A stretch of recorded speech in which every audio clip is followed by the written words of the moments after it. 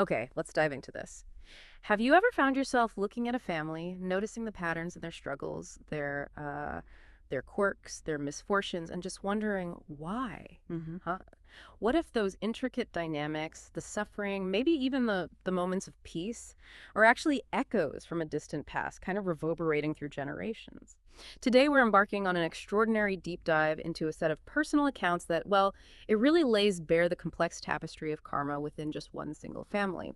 Our source material is a truly fascinating audio recording. It shares the lives of a grandfather, a grandmother, and their niece, who is the current mother's sister, yeah? Ah, Detailing their individual struggles and their ultimate fates. It's not just a collection of stories. It feels more like a journey into understanding how actions, both big and seemingly small, ripple across time, shaping destinies in incredibly precise ways. yeah. And what's really remarkable about these accounts is how they function as like detailed case studies. They don't just present personal anecdotes, right? They connect specific life events. I mean, everything from minor habits to really profound suffering to a larger, intricate system of cause and effect.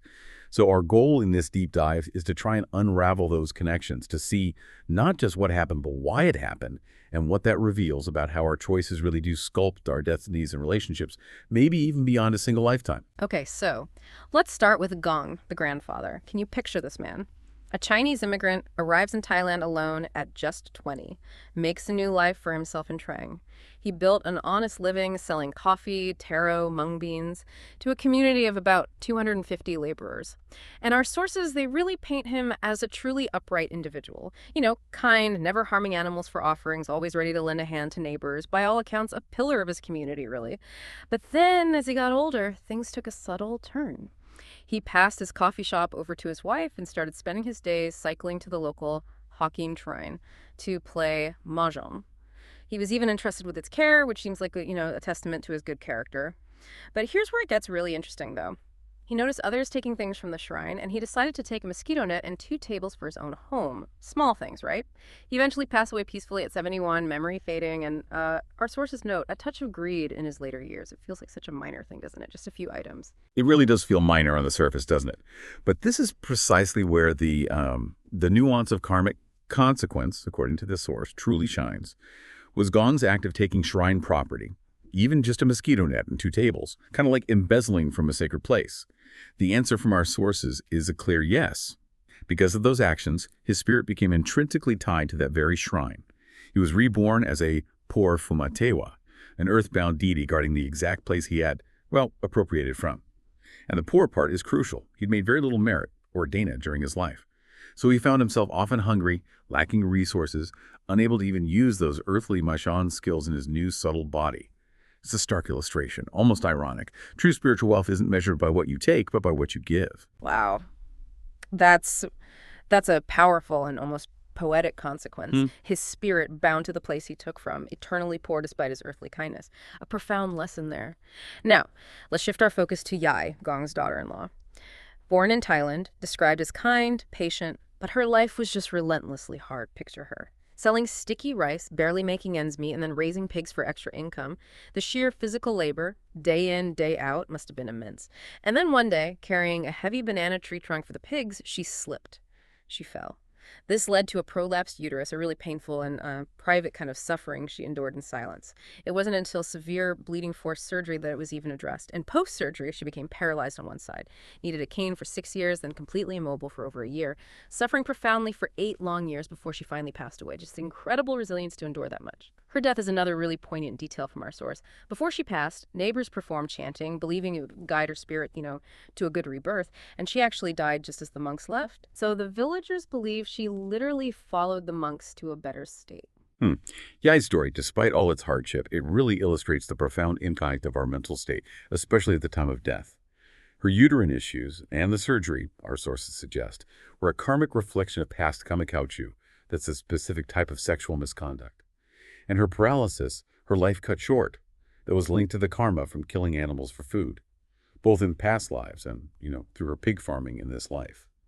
Yet, that death moment was critical. Her mind was clear, thinking of the Buddha, creating what's described as a bright path.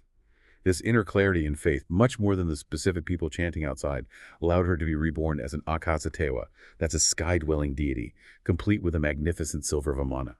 So a far better state than Gong's. It really highlights that the effectiveness of spiritual practices, whether by monks or lay people, depends mostly on the recipient's inner state and their genuine faith. So for you, the listener, your present actions and crucially your state of mind at the end of life, they hold immense power over your future. So it's less about the external rituals themselves and more about the internal clarity and faith. That's a crucial insight. Really shifts how you might view those practices. Okay, now let's turn to Pa, the mother's older sister. Our sources describe her starting life as beautiful, reserved, dutifully caring for her family, a picture of quiet grace, really. But then in her early 20s, this profound nervous disorder started. She became withdrawn, started talking to herself, and after Gong and Yai passed away, her condition got dramatically worse. The accounts are truly agonizing. She'd have these violent episodes, run into the market at night screaming about coffin nails in her head, or bathing fully clothed in the river, or just soaking herself in water constantly. It's just a heartbreaking picture of a mind unraveling. She now lives with her mother, who, honestly, for Paul's own safety, often has to keep her locked in the backyard to stop her running off. And tragically, Paul sometimes assaults her mother, which leads to the mother in turn becoming irritable and sometimes having to physically strike Pa just to calm her down. Occasionally, the source says, even to the point of bleeding. It's awful. Pa's mother, just trying to make sense of this torment, she has two theories. Either black magic, maybe from some mysterious bottle found in the house, oil, ash, worms, that kind of belief is common down south. Or maybe heartbreak, from a failed engagement perhaps. Apparently, Pas often lamented being unmarried, comparing herself to her parents' perceived comfort.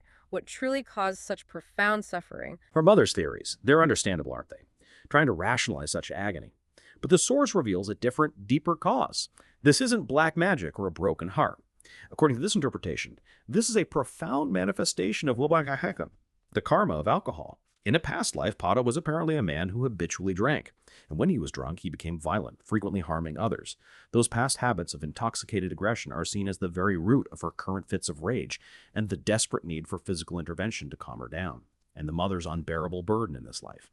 That's described as a residual karma. It's the ongoing karmic thread from being his wife in that past life, forced to endure and maybe even provide for his intoxicated aggression back then. It's an incredibly vivid illustration of how actions tied to substance abuse and violence can create such deep, complex karmic links that manifest across lifetimes, affecting not just the perpetrator, but those most closely involved too. Wow, that's incredibly heavy. Connecting current suffering directly to past aggression and addiction, and seeing the mother's role now as this direct continuation of that past karmic bond, it's so often. Yeah, these stories are undeniably weighty, showing these deep karmic roots.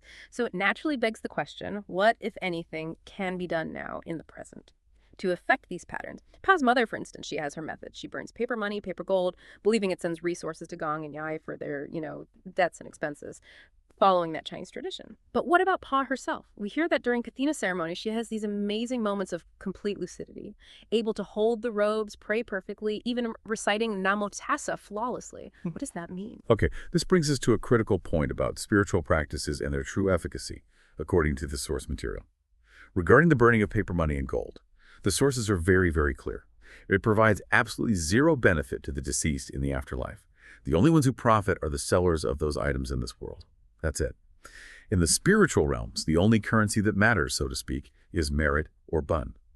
Good deeds created by living relatives and then consciously transferred to them. So for you, the listener, if this resonates, the real way to help deceased relatives like Gong and Yai would be through genuine merit-making and dedication, not symbolic burning. And for Buldasan mother, caring for her daughter, her path to maybe mitigating this karmic cycle is, well, it's arduous, but it's discernible. She must cultivate immense patience.